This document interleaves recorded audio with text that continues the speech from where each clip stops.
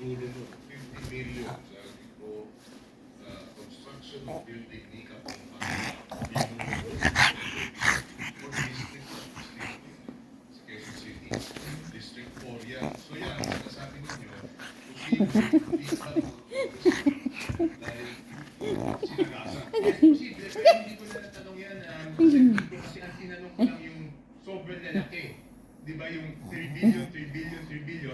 So my conclusion was, kung yung malalaki hindi pinaalam, I just concluded na posible rin. Kaya ito pong mga to, itong 13.8 na to, tsaka yung 2 billion sa ako Bicol, tsaka 2 billion sa DHW, ang ginawa po niyan, hindi na talaga pinabilis totally. Pinahold na po yan totally at hindi na pinabilis. Kasi nga, nung nakita namin yung presentation na ganyan, ganun yun. Okay.